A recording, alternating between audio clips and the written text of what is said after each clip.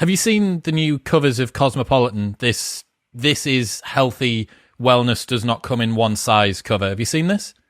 I haven't. Has it just come out? Okay. So it's a variety of different body shapes of women. There's 11 different covers on it. There's a rugby player on there who's obviously like much more muscular than usual. And there's a sprinter on there. And there's some plus-sized girls, one of whom is in a wheelchair. So it's the full gamut.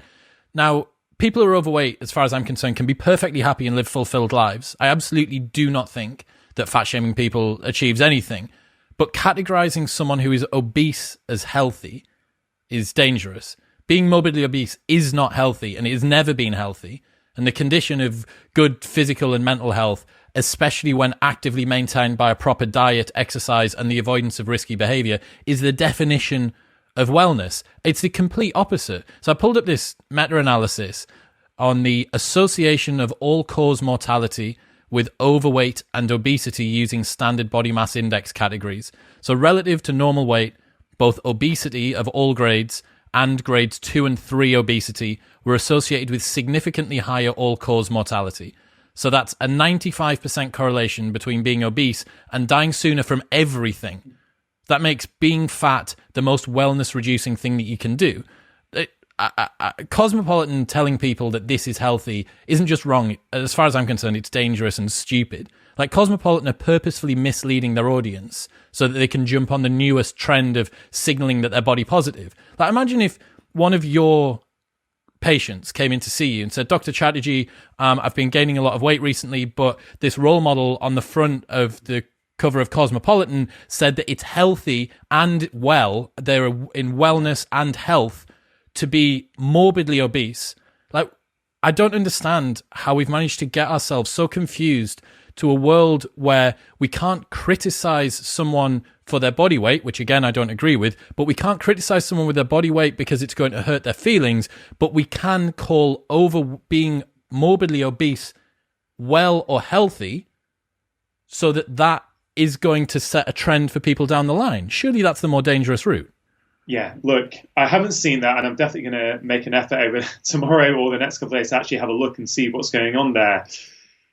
But this is something that I sort of tackled in the introduction of my new book, which I decided to write on weight loss or healthy, sustainable weight loss for a number of reasons. And one of the reasons is that I think it has got to this point in society, as you say, for some people, not everyone, where you can't have an honest conversation. I am against fat shaming. We can absolutely have compassion, full compassion, and no prejudice against people who are carrying excess body weight.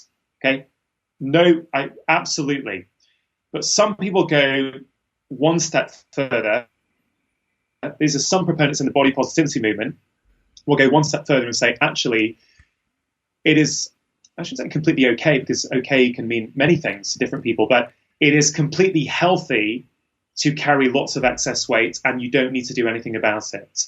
And that's where, certainly as a medical doctor, I actually have a sort of split from what some of them are saying. I agree with a lot of it, which is let's embrace people for who they are. Let's love people for who they are.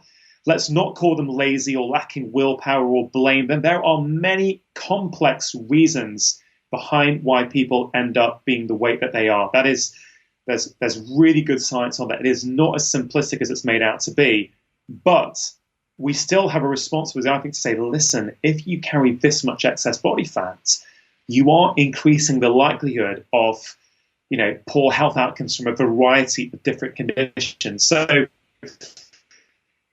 it's everything in society now, Chris. It's got polarizing extreme. It's like we take a point of compassion and not fat shaming, which is great, and take it to an extreme, which is it's completely okay. We should never tell anyone who carry excess weight that actually it would be in their health interests to reduce it. And there's a couple of paragraphs in the book where I actually mention this and say, listen, I get that we don't want to fat shame. And I'm very supportive of that. But we also need to be able to look at the science and actually be honest with people and say, listen, I get it, that it's been tough for you and you've ended up in this position. Right? You're a great person. Your identity is not that you are fat. right? You have an identity that you're a kind, compassionate individual. Yes, you also are carrying excess body fat at the moment. That's why I think the language we use, particularly the language we talk about to ourselves, which again is a big part of one section of the book, which is to try and help people go, the way you talk about yourself is really, really important. Some people who say, I am fat, they're wrapping up their whole sense of identity in this idea of being fat. So actually, to lose their fat, in some ways, would be to lose part of their self and who they are. Now, for some people, it's not a problem, right? But for some people, it is. There is really good research, Chris, now. I don't know if you know the ACEs trial that Dr. Vincent Folletti did about a decade or so ago, where he showed a very strong correlation between people who've had adverse childhood experiences like physical or emotional abuse as kids and obesity, a very, very strong correlation. And I share in the book a case study that I remember really well. This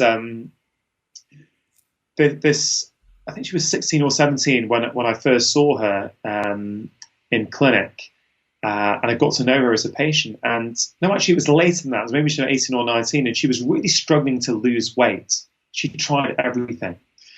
And I was spending time with her trying to understand what was going on. She never was overweight before till about the age of 16.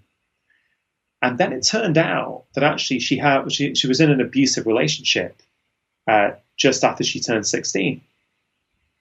And I really felt there was something to unpick there. And I sent her to a therapist to get some help. And it turned out that actually for her, what happened was that it was a defense mechanism for her. So she was basically, I don't want to be in this position of being in an abusive relationship again.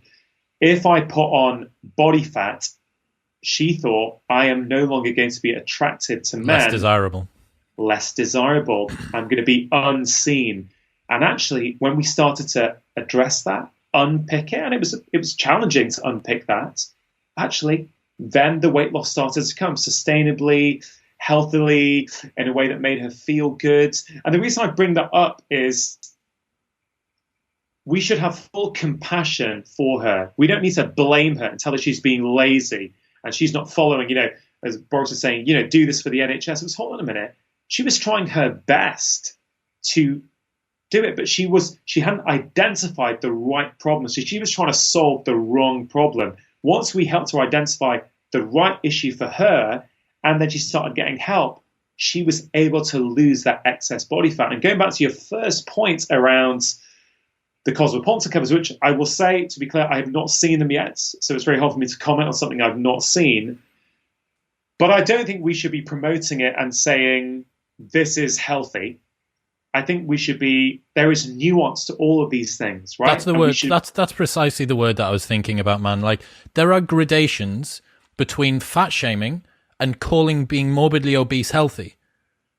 Like, it's not just, and the fact of the matter is that it's such an absolutist media circus out there that it can't be, it's got to be either you want to kill all fat people and they're worthless, or you have to be completely behind it, deny any of the incredibly robust claims from all walks of medicine that show that being obese is not good for your health or your longevity. Like, there is a middle point in there where we can accept people, we can say this doesn't make you any less of a person, any different of a person, but it would be much better for your health outcomes if you were able to lose some weight. And I don't know if anybody, I'd be interested to hear in the comments, does anybody actually think that Cosmopolitan genuinely believe that this is healthy? Or does everybody see through the glass front door, which is just, this is the new sort of newsworthy body positivity movement that we're all on the back of? Like, I'm all for Gymshark varying the range of models that they use, but they're not claiming that this is the optimal health or wellness outcome that you should have. The difference and the line, I think, that's been crossed here by Cosmopolitan, which you'll see when you finally get to see it, is it says, this is wellness, this is healthy. Like, those words are directly under people who are not well or healthy. I don't know. Yeah, it's it's so interesting, Chris, because as we were mentioning just before we started recording, this new book on weight loss that I've written, I didn't go into lightly. I didn't need to do it, frankly. The truth is, I didn't need to go into this area. Like my first few books are making really good impacts. I'm talking about promoting health, well-being, physical health, mental health, emotional health. The easy thing to do would have been not to touch weight loss, right? Because it's so controversial. Fiery right? topic. And I don't need to. I didn't need to. Yeah, it is. But you know why I did? Is actually part of the thing that you're bringing up with these magazine covers, is that I've been seeing patients for 20 years. Right? I have seen, as a GP, you see everything, right? Well, I'm not saying you see absolutely everything, but you see a lot more than potentially other specialties. What I mean by that is, let's say if you're a PT, if you're a personal trainer, you are likely to see people who believe that actually working out hard is going to help them lose weight, right? They're coming in with that belief system in place, and therefore you're going to see this subset of people who really believe that's the way that's going to help them, and you're going to have your own experience of what works and what doesn't work, right? And that's completely fine.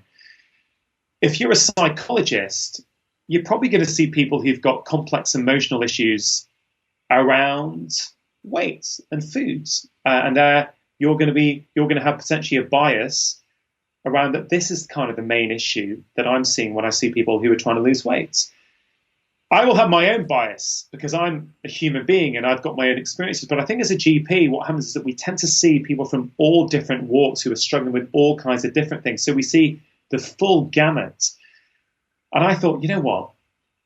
I really feel I've got something unique to share here in a slightly different tone and a different way that I think will help a lot of people out there who are being shamed, who are being made to feel bad about themselves, who do think that they are failures and that they can't stick to any plan, but at the same time are being told and are thinking, well, actually, maybe it's okay to have a BMI of 40. And I thought, well, hold on a minute. It's not either or. We can be medically accurate, scientifically accurate, and have full compassion at the same time. And, the truth is that this book was probably the hardest book that I wrote, because trying to keep the ideas simple, trying to make them actionable, trying to get the tone right was something that took a lot of time to do. But it's partly part of the reason for doing this, because I actually think there's a lot of people out there who are being misserved and are being made to feel like failures and worthless. I mean, I don't know if that made sense or not. It's kind of thoughts I was thinking through there. It really does, man. And I think, sadly, at the moment, we have two competing factions, neither of whom are doing a massive amount of good for people who should or want to lose weight. You have one side which is making a judgment on them and their worth as an individual about their weight, and you have another side which is giving them advice and a level of encouragement which is literally going to kill them sooner. Neither of those situations are fantastic.